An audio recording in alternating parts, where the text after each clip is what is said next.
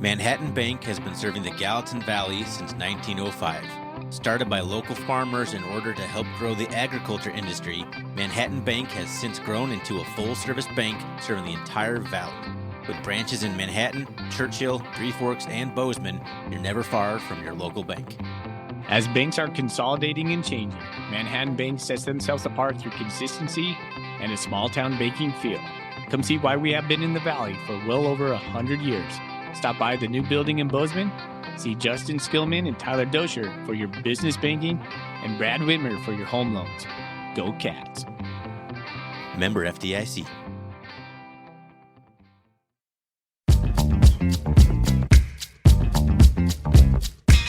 Welcome, everybody, to the R&R Catcast, a fan-based podcast focusing on Montana State athletics. We're two dudes named Ryan from the state of Washington talking about our dear Montana State. We hope you enjoy.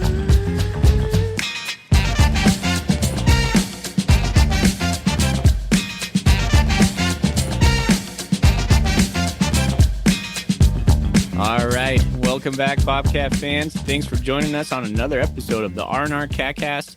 I'm one of your hosts, Ryan Foley.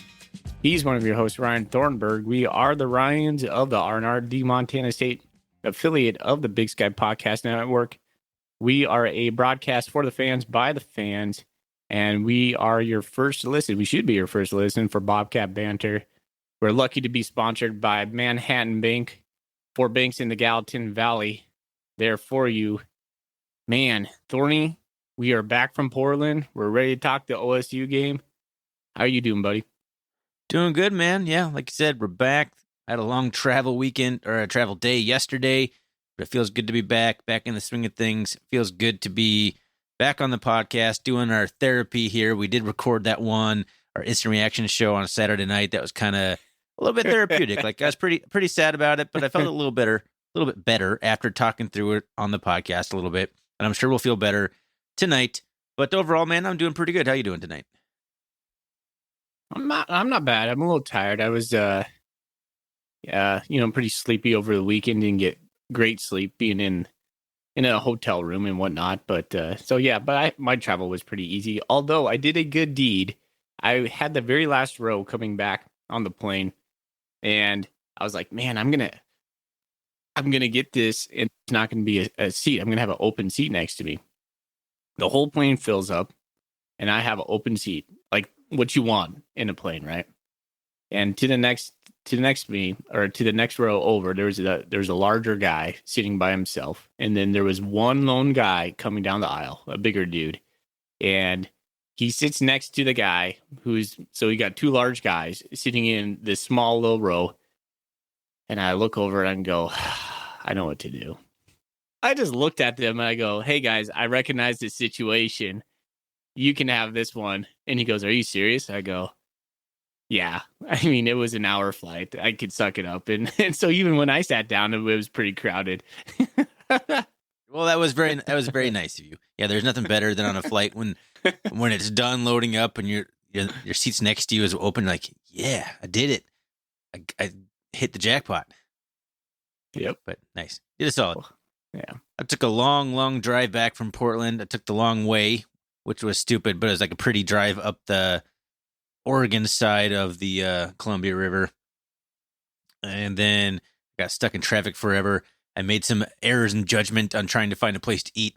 Ended up taking me almost 8 hours to get back home. It should have only taken like 5 or 5.5, maybe. I mean, traffic was bad, and I had to stop and eat at some point, but mistakes were made. It took too long. But I did happen to be at Buffalo Wild Wings when I saw Troy Anderson block the punt in real time against the Rams as I was watching my poor Rams collapse. Sitting there thinking like, yeah, that was Troy Anderson. Like, oh no, we're going to lose now. So it was very, as Bob Green would say, the coaching legend from Montana Tech. It's like watching your mother-in-law go off the cliff in a Cadillac. Yeah, mixed feelings in your Cadillac. That's how I had mixed feelings when that happened. But it was really cool to see Troy do that. So at least my long day of travel afforded me the opportunity to see trainers to make a play in real time. That was cool. That was really cool. And Troy's looking ginormous. He's a big man. Really big. Yeah. Getting that NFL training regiment. How many boiled eggs is Troy Anderson eating in a day? 30 cheeseburgers and then 10 boiled eggs. Throwing it back to our Taking it cheeseburger to episode. Marcus Ware in the eating department. I saw that. I still think he could do 30, whether he thinks he can or not. There's no way. When he's Marcus pressed would to eat it, 30 man, cheeseburgers. if I No gave way? you like $1,000 to eat 30 cheeseburgers, come on. That Would one guy can eat you like bet 57 that- hot dogs. The world record All guy. right, He's a skinny guy. Let's settle this right now. Troy Anderson or Marcus Ware, who eats more cheeseburgers? I don't know, man. For some reason, I want to say Marcus Ware, but I imagine Troy can probably put down a ton. He's so lean. He's got so much muscle. He's gotta have a huge like metabolism. I don't know. Good question. All right. Yeah, I'd probably lean with Marcus as well. You know, he's 30s a lot. It's ridiculous. Okay. Listener, thanks for joining us again. Again, like I said, we hope you're your first stop for Bobcat banter. If not, well, we understand. Keaton globally. I think I said that right. I think I you just did. pulled That that out sounded of my good, Woo! Nice. He's doing the Bobcat Insider that comes out on Tuesdays. It's a little bit more polished version of what we are really doing here, but you don't get that fun back and forth banter that Ryan and I have talking about cheeseburgers. So thanks for joining us. We're going to talk the OSU game. We'll recap what's in our golden coolies. That's probably the first thing we're going to do, but a couple other things we'll talk about. We'll talk about the FCS poll that came out today. We'll briefly talk about the Big Sky Podcast Network poll, which is really just a crapshoot for really anything, but doesn't matter one bit. And we'll give our game recap for the OSU game, which Ryan and I were both there if you hadn't heard that. And then we're going to preview the Eastern Washington game over here in Cheney this week, again in Eastern Washington. Ryan, I looked at buying tickets for that. It's going to be over $200 for my family to go. So may or may not happen. That's a hefty ticket price right there. Yeah, they're like the cheapest I could get was in the end zone, $40 a ticket plus $11 processing fee for each ticket. Yeah, I mean that's what Eastern does to you every year. I mean, you're not far away. You could always just drive over there and just try and buy tickets day of from somebody. Somebody's trying to unload some tickets or something. Anyway, so we'll get into that and we'll do some buyer sales and some golden coolies if we have those. Sounds good, man. Typical game episode, man. Yep. No special guests. No special guests this time. We were just talking before we hit record. It's kind of nice. Like having guests is good, especially for teams that we're not familiar with. I think it's better content because they can preview their own team, the fans of their team, the play-by-play announcer, whatever, better than we ever could. But it's more work for us. Our nights are longer recording. My editing nights are longer recording, making it all fit together. Here we are just starting conference play. It's exciting just to get into conference play and talk some conference football with an opponent we're all familiar with. No special guest, just standard course of action here. Let's go. All right. Let's talk about what's in our golden coolies. What's in your golden coolie? Yeah, sir. I have an Oktoberfest. Sam Adams, Oktoberfest. Woo! Might be a little early, but I saw it at Costco. I'm like, yes, that's what I want right now. I love Sam Adams Oktoberfest. It's a good seasonal beer. I pick it up pretty much every year. Looking at the colors, it's very Oregon State colory with the big orange, but it's blue. But either way, it's good beer. My wife and I are going to Hoptoberfest this Friday at Perry Street Brewing. And we pre-ordered these ceramic steins, like a traditional like German ceramic stein that Perry Street puts out every year. Last year they had David Hasselhoff on the a picture of David Hasselhoff on the mug. And I don't know why. It was called like something to do with a Hasselbaum or something. Well, can you think of a more famous like German pop culture icon than David Hasselhoff? I can't. Good point. I'm drinking. They love him over there. Citrus Mistress, an Indian pale ale brewed with grapefruit peel from Hop Valley Brewing. And I know this one because it's served at the Spokane Indians games, and it's a pretty good one. So Indian saw it Pale at the store today. Pale Ale at the Indians ball game. Yep, they have a Hop Valley beer kiosk, and so Stash Panda, Bubble Stash, which I've had on this podcast before, and now Citrus Mistress. I like the name. Yeah, there we go. Sounds kind of dirty for some reason. All right. Can't just throw the mistress around like that. All right. That's a nice We are awkward just kind of transition. punchy mood tonight. Yes. Well, yeah. I'm still all right. Now that we're recording, I'm starting to get a little more bitter about the game on Saturday. It's coming, folks. You're going to hear the full eruption of Thorny here in a little bit. Just wait until we start talking Jeff Manning. It's going to go off. There's a preview of something Foley warned me about. I don't know what he's going to talk about, but I don't know. We'll find out. Shall we just dive into the stats? No, we got other stuff we got to talk about. We got to talk about the polls. Yes. So polls. Fine. All right. So a couple things real quick. Montana State stayed at 4. They are tied for 4 in the national FCS poll with Incarnate Word. Incarnate Word's been just tearing it up, man. Mm-hmm. You think wouldn't be near as good with Cam Ward and the offensive coordinator bolting to Washington State, but somehow they're even better.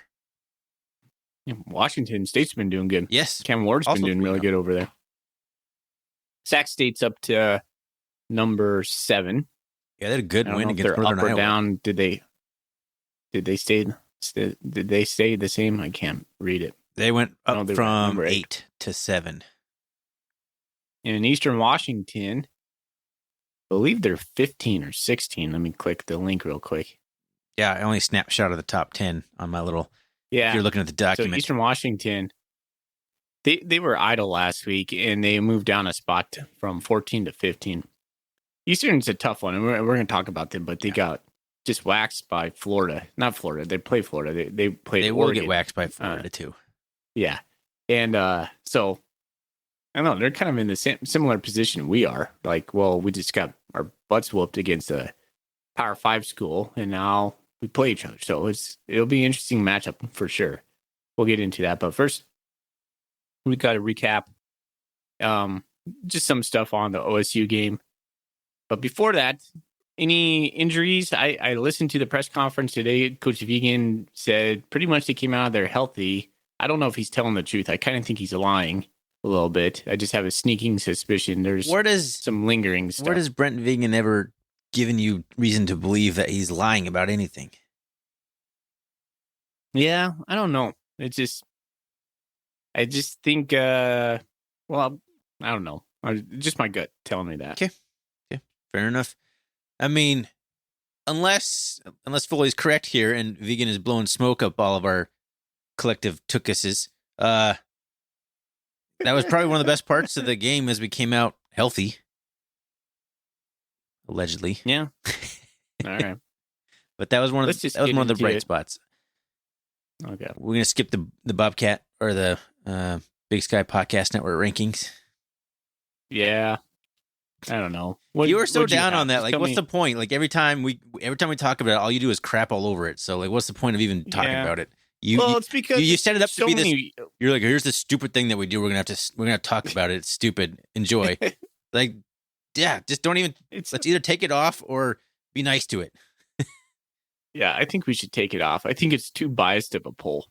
It's supposed to be biased. It's different than any other poll. That's why it's fun to talk about. All right. Well, fine. Well, you might as well tell the listeners what the rankings are. Grizz were number 1. Weber State number 2. Montana State number 3, which I think I voted the Bobcats number 4. I put Sac State, I think, number 3 when I voted. Sac State's number 4 in the poll. Idaho remains at 5. And UC Davis is 6. NAU 7. Eastern all the way down at 8th. But like we're going to get into, how do you have any gauge in a power ranking, which is different than a poll, a power ranking, when a team has played the schedule that Eastern has played and they were idle. It was very difficult to put this together. The top 4 makes sense to me. Everything else is like, So that's where I stood. Okay. But there you have it. All right. Now we can talk about The beatdown in Portland in the Rose City. It's called the Rose City, right? Pretty sure. It is called the Rose City. 68-28. The Bobcats fall to the Oregon State Beavers of the Pac-12 in Portland. Let's run down the stats here because we have to, and they're pretty ugly. 31 first downs for the Beavers, just 14 for the Bobcats. The Beavers were 10 of 12 on third down. One of those turned into a fourth down conversion. The other one turned into a missed field goal. The Bobcats were just 3 of 10, but were 2 of 2 on fourth down. So there you go. 538 yards of offense rolled up by the Beavers, which honestly, it seemed like it should have been higher than that when we were watching the game. I was like, oh, only 538? That's how it felt. But I guess they probably had hundreds of yards in return yardage that made that look different in my mind. 269 yards of offense for the Bobcats, just 101 through the air, where the Beavers were 324 on 22 of 29 passing for 11.2 yards per pass, 0 interceptions. A very good day by quarterback Chuck Nolan for the Beavers. 3 interceptions thrown by Tommy Mellott here today. Or Saturday, excuse me. 214. You call him Chuck Nolan? Isn't it Chuck? It's Chance. Chance Nolan, whatever. Chuck Chance. What's Chuck I Nolan? like Chuck. I don't know. There's a UFC fighter with a similar name. It's probably what's in my head. 214 rushing yards for the Beavers, for 168 for the Cats, which is one of the positives, on 32 attempts for 5.3 yards per carry. And I believe we scored all of our touchdowns on the ground. I'm just winging that here. Okay. And then penalties, just 3 penalties on the Cats for 27 yards, 6 for 65 for the Beavers. But again, no turnovers for the Beavers, 3 interceptions for the Bobcats. Yeah. Oregon State somehow, even with that track meet, still ended up with a higher time of possession than the Cats, 32 minutes and 38 seconds. So there you go. There's kind of the general team stats. If fully you want to take it into the individual. Sure. I'll have to turn back my page. Let's see back here. my page. Tommy Mellott went 9 of 18 with 101 in the passing game. He had 18 rushes for 135 yards, averaging 7.5 yards a carry. So there's a bright spot right there. Well, depends how you think could about be it. A double-edged sword. Yeah. That's right.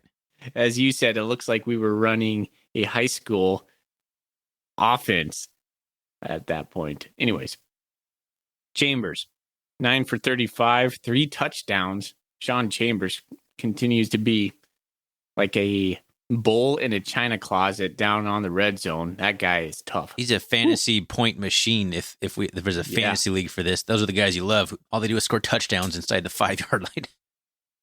Your starting running back, Elijah Elliott, 2 carries, 4 yards. There you go. Whoa. Derek Snell had himself a nice catch. He had 1 catch for 27 yards. By the way, great face mask, just like a forearm. What do they call that when the player puts the Stiff arm arm. out? That's the word you're thinking. Stiff arm. Golly, couldn't think of that word right I watch there. football sometimes. Ryan Foley. Yep. Cleveland Thomas had 3 catches for 24 yards. I'm not going to read most of these because we only passed for 101 yards. So, Danny Simeon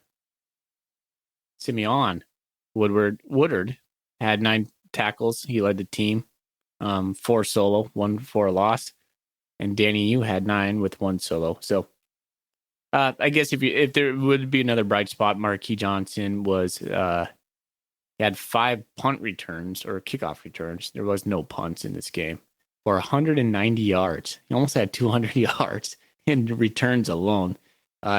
In an interview, this is funny. In an interview today with Victor Flores and Alex Eshelman, they asked him about scoring the ball or scoring a touchdown because he had a 98-yard touchdown return. They're like, "Did you expect that?" He goes, "Yeah, I expect to score every play I make. Every time I touch the ball, I expect to score."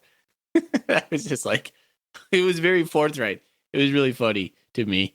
But he had returns of 98, 34, and obviously that doesn't add up to 190. But that's all I put down. Those were the long ones. So you did a good job in the return game. We didn't get to see Taco Dollar, so Marquis That's definitely a step up for where we were at last year. But if you look on the flip side, Thorny, the coverage game,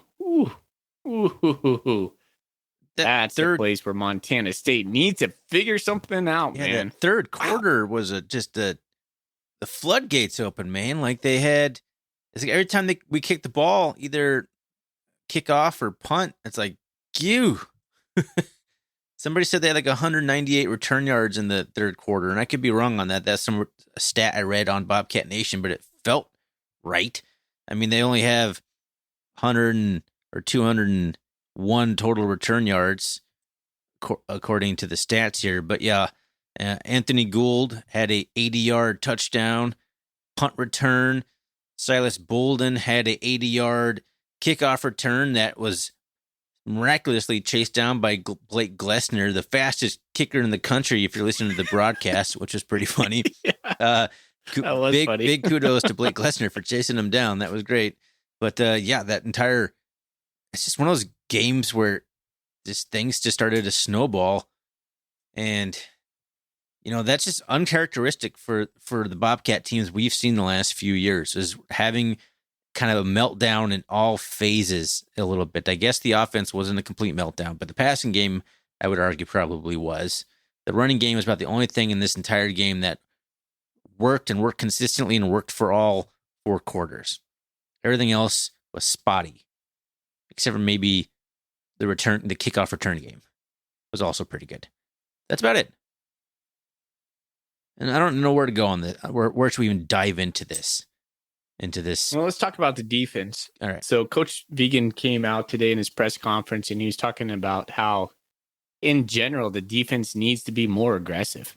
That they thought they did a good job. It was really obvious to me that the Cats wanted to have nothing beat them over the top. Yes. You watch the safeties were retreating from the snap.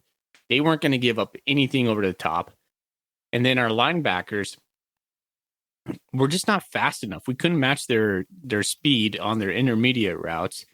And so we gave up a lot in front or in the middle over the passing of the middle. And Chance Nolan, man, that guy, he was just stones. I mean, sometimes that happens. You just run into a guy who just is in the zone and can't miss. Yeah. He was 19 of 25 for 276. And what did they go? Like some ridiculous 10 for 12 on third down? Yes, 10 for 12. Yeah.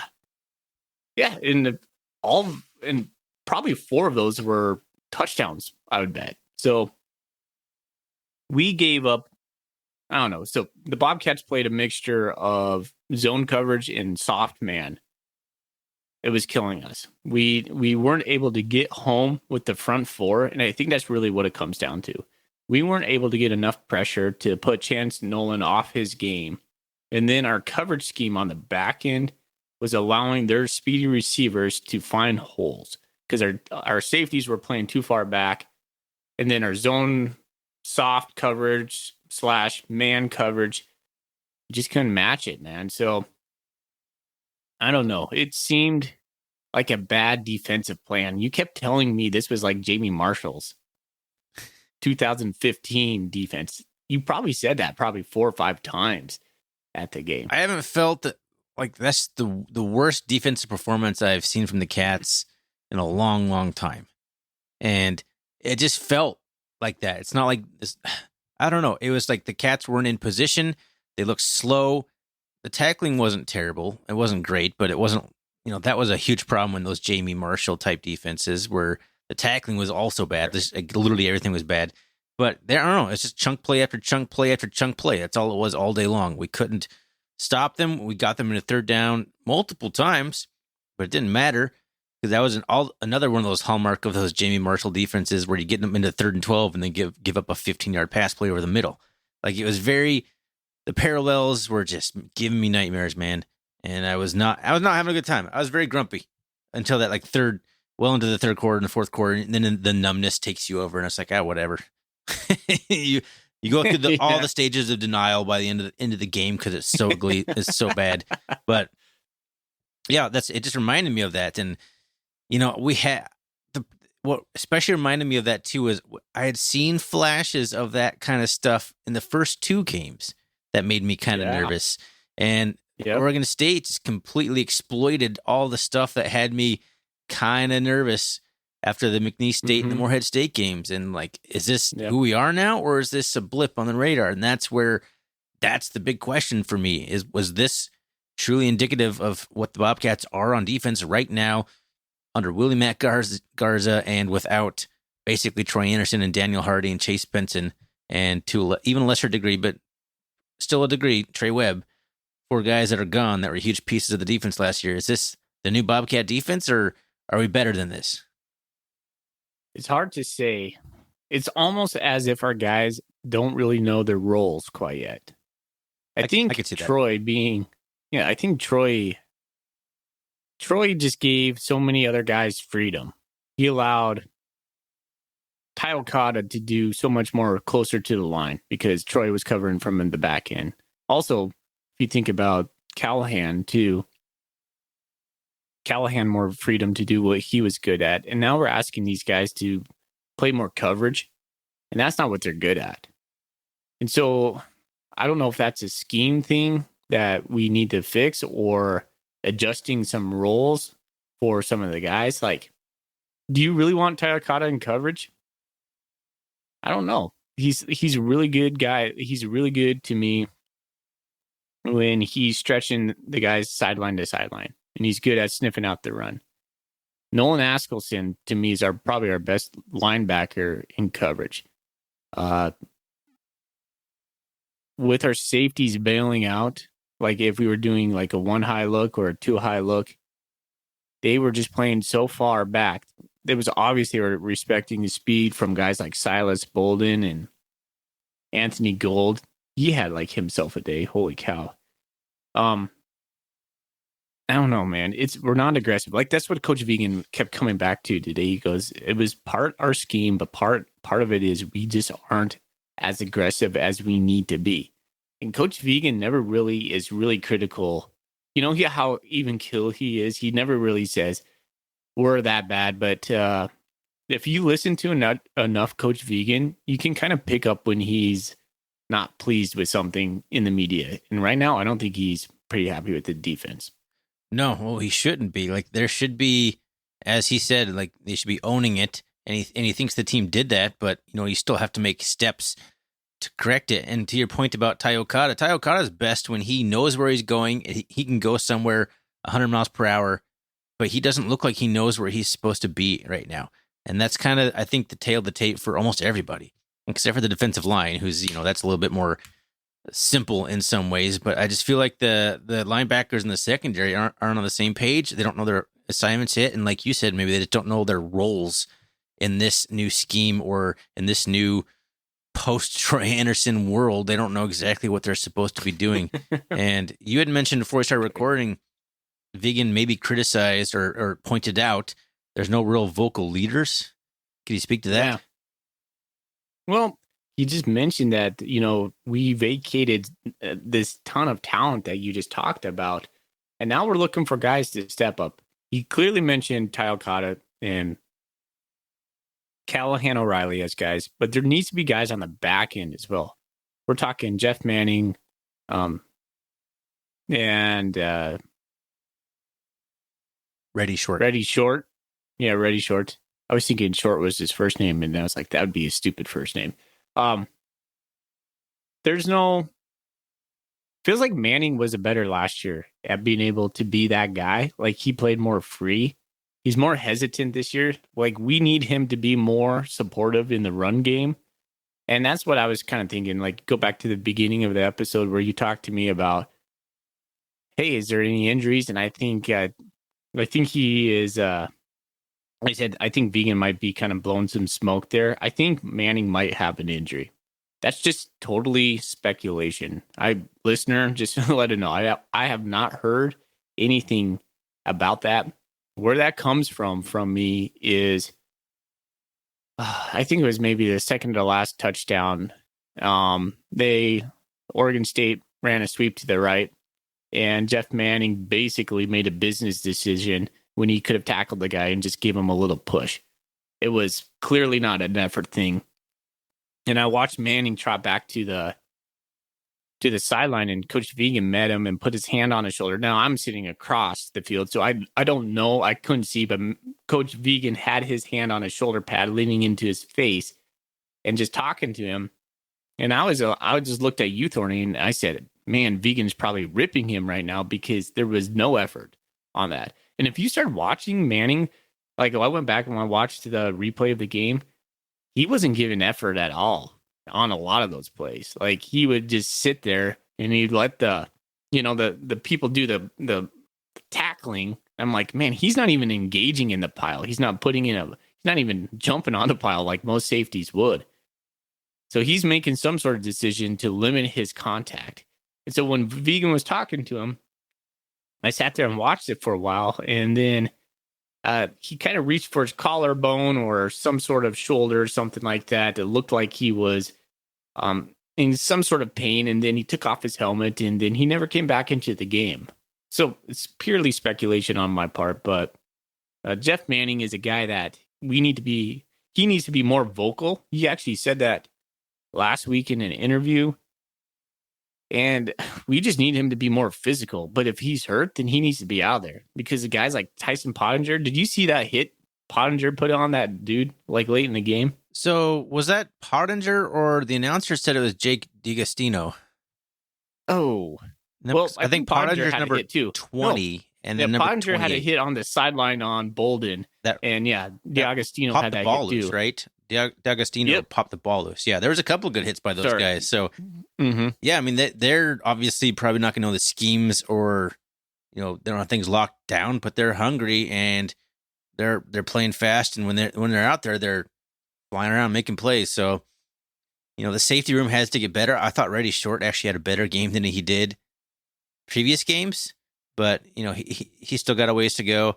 I just think that Ryland Ort's going to help out that room when he comes back.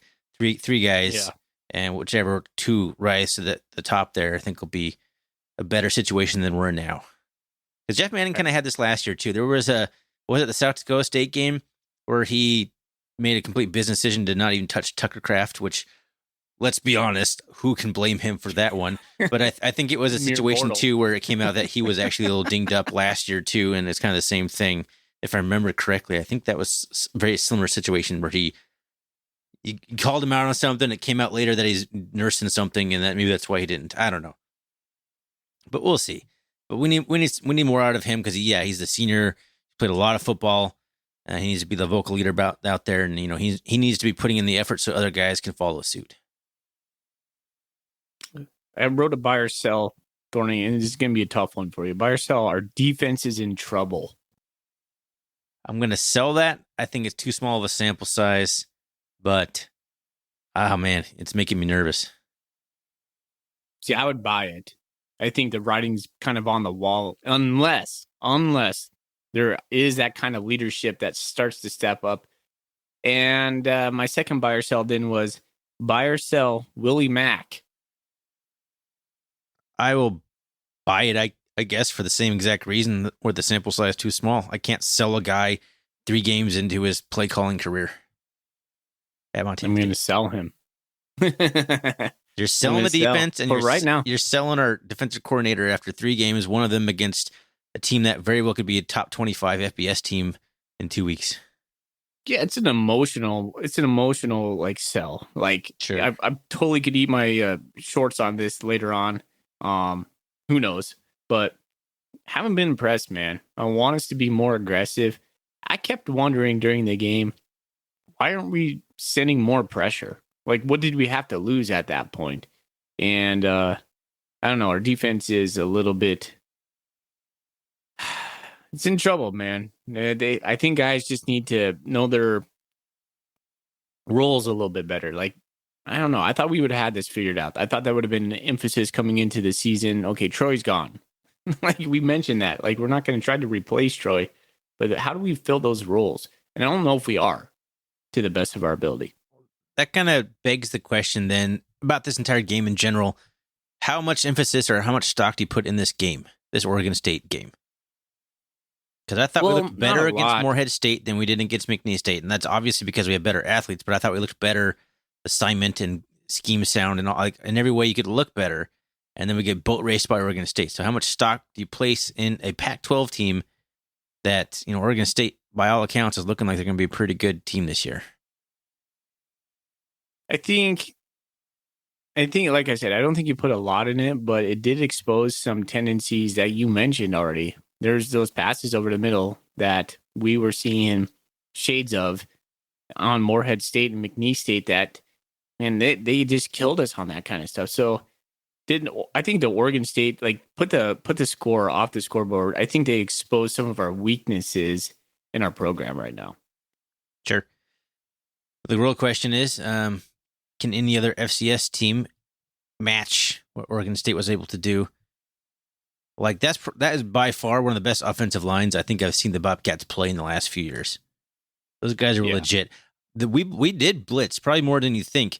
It didn't look like it because they picked up the blitzes like nothing happened. There was one play, I think it was Nolan Askelson blitzed. He got put on his butt by an offensive lineman. Straight just knocked him on his tush. Like, he just ran and just got popped and just fell straight on his butt. Like, they were good, man. They were big, strong, and they were ready for anything we threw at them. We never made Nolan uncomfortable, but I think that was a big part of the problem right there, is that we just couldn't get to the quarterback. We never made him uncomfortable in any circumstance. We did flush him out of the pocket a few times, but we weren't pursuing him when we did. There wasn't that like crazy Daniel Hardy coming at you like a Tasmanian devil pursuit. In fact, I remember seeing Brody Grebe chase a couple times, and he just didn't look fast. I don't know if Brody Grebe's put on too much weight to lose some of that speed, and now he's a little too bulky, but he did not look very quick out there. So has he lost a step by bulking up to like 250 or whatever he's at? He does look pretty tight in his uniform. Let's put it that way. I do want to get to like a thought that I had about this game. I'm going to kind of move off the defense, and I want to go into kind of like the overarching plays of this game. Montana State, I thought in the first quarter, did pretty good. Like, for the first, let me turn back to my page real quick. So we had 7 points in the first quarter. They had 7 points in the first quarter. But then if you look at the second quarter, we scored 7. They scored 27. And that came largely in part to back-to-back turnovers from Tommy Mellott. So 2 interceptions back-to-back. One was a one-play interception. And that was, I think, and that was the one I criticized him the most of, not looking off the safety. And I heard some other people say today that the safety just played a good look. But, honestly, if you're playing the Bobcats right now, you should play a too high look against us and squeeze the safeties against the outside, because you're going to force Tommy Mellott to go on inside routes. And that would be good defense against us because we haven't had any kind of semblance of an over the middle passing game. So I don't know if that was a too high look against us, but the safety read Tommy, because Tommy just kind of positioned his body. He hiked the ball, canted to the right, was just staring down. I forget who it was over there. Marquis jumped. Anyways, yeah. And he made a good play on it. And then the second drive, we did another interception, and it just snowballed right there. So that was right before half. And then coming out of half, we had terrible special teams coverage, and all of a sudden big plays again just took the momentum out of anything that the Bobcats were doing. And we were moving the ball. I thought the offensive line had good push, and we were running pretty much the Tommy show back there, but we were at least moving the ball. Yeah. But those big plays just sandwiched right in the middle of the game just really took anything that Montana State had and flushed it down the drain. Yeah, let's go back to that first half. Let's kind of review the series of events, because I don't think the Bobcat offense had very many plays in that first half. And I think it was a circumstance of a couple things. So they scored to go up 21-7, I believe, after another touchdown drive. They were moving the ball at will at that point. But yeah, they scored. Was one of those from an interception? I can't remember. I can't remember the sequence of events. Well, are you asking me to pull up the game drives? Yeah, we 'Cause probably I should. couldn't. But it doesn't.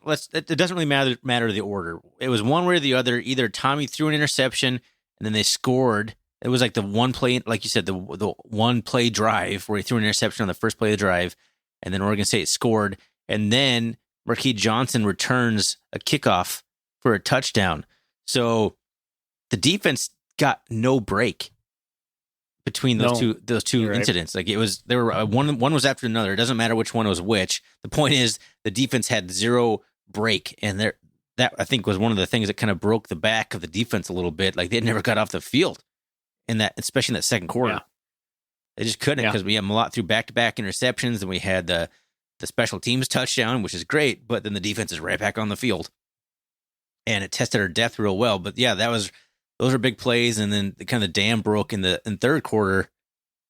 the Beavers, damn, that's funny. Yeah, with the coverage, the kick coverage, just blew it wide open and set up Oregon State with a short field, which is the last thing that we needed to do.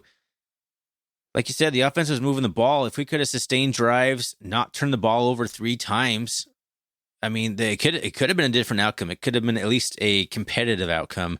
The game plan, I don't think, was terrible necessarily. Looking back on it, 3 turnovers and terrible special teams coverage in the third quarter will, kill any game plan. I wasn't expecting us to win, but I was probably expecting us to lose probably by 20 to 15, some 17, somewhere in there. Yeah. With a 10% chance of winning that game. I mean, we scored more than I thought we would, but we gave up way more than I thought we would. And that's why coming out of this offensively, considering we had no running backs in particular, I'm not too concerned. Passing game has to be better. You can't be throwing 3 interceptions. You can't throw for 101 yards on 5.6 yards per completion for 50% completion, and a fifth of your passes are interceptions. That's not going to win very many football games. But man, that's terrible math. A sixth of your pass attempts for interceptions. Anyway, it's not going to win any football games, man. We're going to need more out of the passing game. But we were able to run the ball. We were able to push around their defensive line, I thought, in the run game. And we had them confused all game long. And who's going to get the ball? Was it going to be an end around? Was it going to be Tommy Malott on an end around? And then Tommy Malott flipping a screen pass to Cleveland Thomas? I thought it was creative considering we had no running backs. We were able to run for 168 yards, 5.3 yards per carry against a Pac-12 defense with basically no running back that we apparently want to use in any running situation. That was promising for me. So there's one of the silver linings for the game. Is our running game, I think, will be pretty darn good. Our offensive line will be pretty darn good in run blocking. Pass blocking to be determined. Yeah. That's surprising because we all thought that the offensive line might be one of the weak points, but they're proving to be they're coming together, one of the strong points. Getting better every week, I think. My biggest concerns, kind of wrapping this up on the Oregon State. I don't know if you want to move on, but I do. Biggest concerns is for me defense as a whole, not necessarily defensive line. I shouldn't say defensive as a whole or secondary. And I thought the secondary. I thought I was on this podcast saying we have a great secondary, probably the best secondary in the league. I don't know if we do.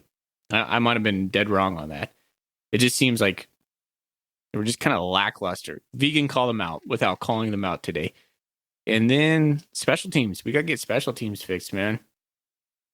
Maybe not on the offensive side, but our coverage was terrible. We gave up almost 200 yards in kick returns. It was terrible. Absolutely terrible. I remember on the one they returned for a touchdown, I was yelling at Bryce Layton for the way he punted that ball. Do you remember that? Yeah. I was like, you did a 4-second rollout, and then you line drive it down the field like that. And of course, the guy takes it back to the house. I'm like, it's I don't understand. Sometimes he just doesn't put any hang time on his balls. He's wildly inconsistent. He's got such a huge leg, and so far he had been looking much better this year. But then he just goes and does that. He just line drives a kick down the field right to I don't know. that doesn't help the coverage team when you outkick the coverage, the classic expression, in the ugliest way possible too. But yeah, that's something we hadn't seen Bobcats struggle in that department like that in a long time. So that was a concern too. That can be cleaned up, I think, much more easier than the other stuff. And the speed that Oregon State has, I don't think we'll see quite that speed from anyone else in the Big Sky Conference, at least. But big problem. In closing thoughts on Oregon State, Thorny? I'm hoping this is a game that you can just crumple up, throw in the garbage can, move on to conference play, fresh slate, get some things cleaned up. But unfortunately, we just kind of have a hard first opponent in the conference. It's not a get right game. It's a not a must win, but something that will certainly, another loss against an Eastern Washington 2 in a row could completely set the Bobcats into a tailspin. So that's my only closing thought on that. Question for you. I just thought about this. Would you rather have the Montana State situation right now where we're having some question marks, or would you rather be in the Grizzlies position where they just finished their OC schedule pretty much just dominant throughout? I mean, you had to pick the Grizz here. It's like, okay. You want to be good in every game you play. You want to beat the crap out of everybody. Now, I don't. I think only thing really matters, man, is if you get to the playoffs and how you're playing in the playoffs. Yeah, no, there's precedent at Montana State. Like, we got smoked by Texas Tech in 2019. We lost to North Dakota in the middle of the season. Everyone's like, the season's over, and then we somehow roll into the playoffs and win a playoff game. Yeah, a lot can change between the first 2, 3, 4 games of the season, and by the time the end of the season rolls around, and if you do lose a game like Eastern Washington, you want it to happen in the beginning of the season. It's a good point. So let's get into that game. Yeah, we can go ahead and get into that. So Eastern Washington, I can't get a read on them right now. It's hard. It's hard. 2 games, and then they got they smoked Eastern Tennessee State, who is an 0-3 program. They didn't smoke them, to be honest with you. And it was actually pretty good. Well, whatever. So, yeah, I combined Eastern and Tennessee State there. So there it is.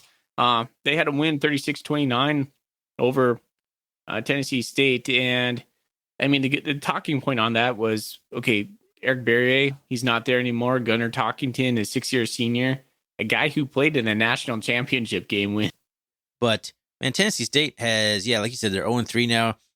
They scored 3 points in their next game and then 6 points in their FBS game against Middle Tennessee State, which is usually a pretty middling, not very good FBS squad. So they've scored a combined 9 points in their next 2 games, and they hung 29 on Eastern Washington in that game.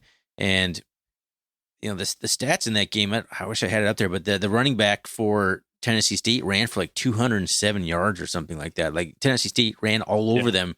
They turned the ball over 3 times. And I think Tennessee State may have been able to win that game if they wouldn't have turned the ball over. I think they fumbled the ball like 6 times and lost 3 of them. And I watched the highlights of that, man. Tennessee State looked completely confused on defense. It was one of those situations, kind of like Oregon State a little bit, but even much, much worse. Gunnar Talkington just sat there and just found a guy that was so open that it looked like a blown coverage. And I don't think the Cats will be quite that bad on the blown coverage aspect of it, but they both looked pretty not very good in that game. I mean, Tennessee State actually outgained Eastern Washington 547 to 474 in yardage. Like, Eastern could not stop Tennessee State minus the fumbles, and that's what it came down to, and that's why they won by 7 points. I think Tennessee State threw an interception, like trying to tie the game up in the last couple minutes. Yeah, I watched that game. It was an offensive kind of game where the defense didn't really show up on both sides of the ball. Gunnar Talkington had the newness to him. He can't be EB3. I mean, a lot of what EB3 did, the Eagles, not scheduled, but crafted their offense around him, as you would any of your star players. This is going to be a good test for him. this will be a good test for our defensive line. I have like a good feeling that our defensive line will be able to pressure him a lot more than what we saw at Oregon State. Like you said, that Oregon State offensive line was an elite offensive line. They're very good. He has some pretty good receivers. I mean, we can't go without saying Freddie Robertson. I'm sorry. I think. Roberson. There it is. I can't read my own handwriting. He's probably one of the best in the Big Sky. He's a junior. He's one of those 6'2" guys. And Efton Chisholm, the third, he's their speed guy. He's their I think he's their best receiver. But they still got two of the best receivers in the Big Sky. Yeah, as always.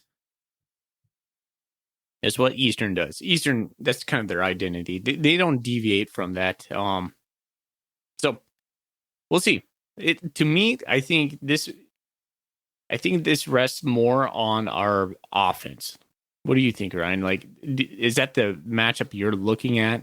Honestly, I'm more looking at our defense here. I think the offense will be able to do what they want in this game. I think we'll be able to run the ball, whether or not we have any healthy running backs or not, just from what I've seen from Eastern Washington and what I've seen the Bobcats accomplish without a running back, because now we've basically had 2 full games where we've had to use Elijah Elliott as the only running back, and he's gotten 6 combined carries. So it's clear that he's not going to be a factor in the game plan. So I really liked what I saw. The creativity a little bit. I liked the Chambers and Malott in the backfield at the same time.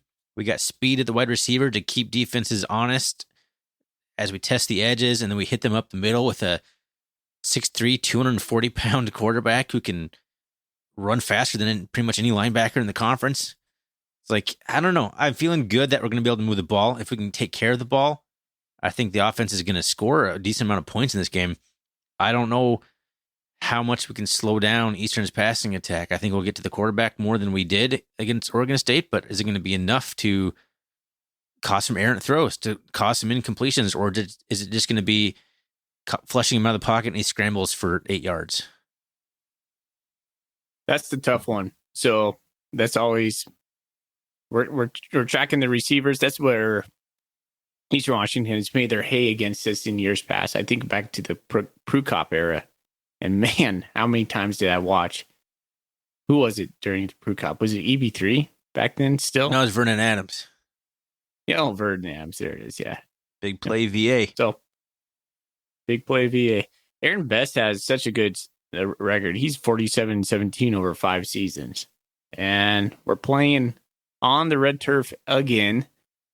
Man, I want to harp on that, but because that's old news, old Ryan Foley news. We all know how much I hate playing at Eastern Washington.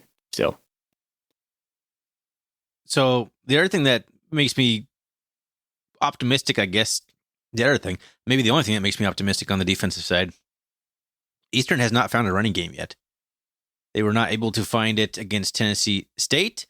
They hardly ran the ball at all. I think Gunnar Talkington was the leading rusher with 60 yards, and they got nothing going against the Ducks. They ended up with 100 rushing yards, but 22 of that was by Gunnar Talkington.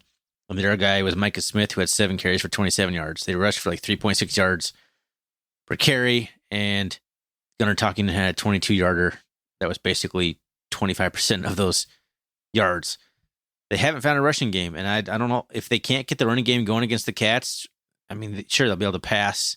They'll get the ball moving through the air a little bit, but if we can start pinning our ears back a little bit more, we might be able to get to the quarterback a little bit more if there's no threat of a running game. So that's a thought in the plus column for the Cats on defense. I do think it'll be a high scoring game. That's kind of what I'm thinking.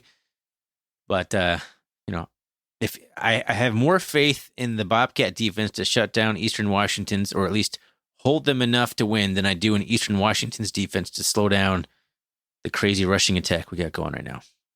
But that could be me being a fan right there. Be seeing that completely wrong. I don't have much more to say on the Eastern game.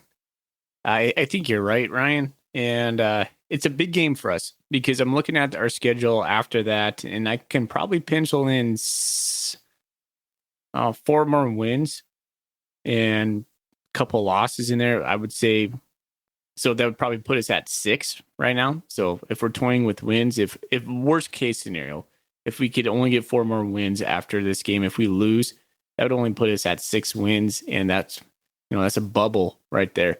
I expect Montana State to make the playoffs, but in order to do so, we need 7 wins, and so that would include a win against either Montana, Weber State, and UC Davis, or Eastern Washington. So we got to win one of those games. And honestly, if we don't win against Eastern, UC Davis, Weber, or Montana, do we really belong in the playoffs this year? I'm not sure. Don't. Yeah. So, and that's not a conversation I was thinking we would be having, but that's kind of just the long and short of it. So, any bold predictions for this game? Sure, why not? Tommy Mellott, 250 yards through the air. 3 touchdowns. Ooh. Buy or sell Mellott as a passer? Sell it right now. I don't love it, man. He hasn't shown me anything that he can do besides throw those fade balls up the sideline. Yep. Play too high on Tommy and put those safeties out against press the edges, press the sidelines, and you're going to force him into something he doesn't want to do. I'm going to sell Mellott as a passer as well. He, like you said, he just hasn't proven it. So I hope he gets there. That whole thing online, the whole Prukop versus Mellott thing, just quickly, Prukop was a way better passer than Mellott.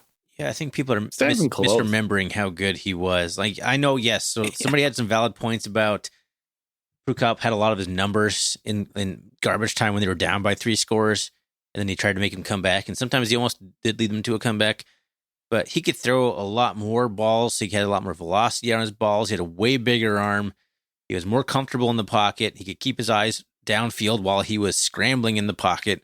He didn't take off. So, like, the first sign of trouble, like Prukop was a peak. Prukop was miles ahead of where Tommy Mellott is now throwing the ball. Yeah, I would agree with that. It's not even close. And I love Tommy Mellott. And I'm not saying I'd even take Prukop over Mellott because I think Mellott has a lot of intangibles that Prukop didn't. But if you're just talking to a guy you want slinging the ball, it's like Prukop is a way better thrower of the football. I got my buy or sell or bold prediction. I think Jeff Manning is going to have his first interception. Oh, that is pretty bold. if Blake Glessner stones Glessner, then Jeff Manning is stone hands Manning. Because he's had some go right into his hands. Oh, man. Eastern is such a weird place to play. It's like typically windy out there, no matter what. And it comes down to like kicking. Like it's, oh man, if how confident are you if we have to kick a 42-yard field goal to win? I'm pretty confident then. I feel pretty good about that. I mean, if we're in that situation, like I'm feeling good that we're that close. Like I'm confident in Glessner to hit a crucial field goal. Man, I've lost kind of confidence in that guy. I want to be confident in him, but he's going to have to earn it back from me. And he's probably a nice kid. I met his parents one day. They're nice folk, but hey, man, we're a fan podcast. We can say what we want. It is. At the end of the day, it's always a fine line of how much you want to be critical of a player, but they're the Division I athletes. That's kind of what you sign up for in some ways. We're pretty. I think we're pretty mild in our criticism of people on here. We're probably much worse offline. We try and keep it pretty family friendly on here. I think we've done about as bad as we're ever going to do to Jeff Manning tonight. It's pretty mild. Yeah, he needs to step up, though. That's for sure. All right, Thorny. I think that's all I have, buddy. I had a week buy or sell list today, and I do have one for you. One more. Buy or sell. A coach will be dismissed or fired before season's end. From the Bobcats? Yeah. They'll sell that hard. No one's getting canned in the middle of the season. I was kind of thinking Willie Mack might be, but I'm You gonna are so down on wrote him that after que- 3 games. He's not going to be fired in the middle of the season. I mean, if Willie Mack Garza is fired, it's because we lost like 4 games in a row by giving up 50 points a game. And the season's Could over happen, anyway. man. Could happen. Not like Will not but happen. it could happen. Bet you All right. bet you some money. I did want to say this, and you never let me have a chance to say it at the end here. You were talking about how it's kind of a must-win for the Cats. It's a bigger must-win for the Eagles, and that's what concerns me the most on this Eagle. If you're looking at the Eagles schedule, like they got us, and then they go to Florida. So at best they're 2-4, and then they go to Weber State, and then they play Sac State. Like they need to beat Montana State to even like. I mean, I asked Kyler Neal of the Eagle Power Hour, are the Eagles going to be out of playoff contention by like week 7? Because they're going to lose to Oregon and Florida, Montana State, Weber State, and Sac State. Like if they need to win 2 of those. Yeah, it's brutal. It's brutal, man. So this is a huge game for them. This is their first game back. They've had 2 weeks to prepare for this game. I don't think we mentioned that anywhere on the podcast yet. They had a bye week.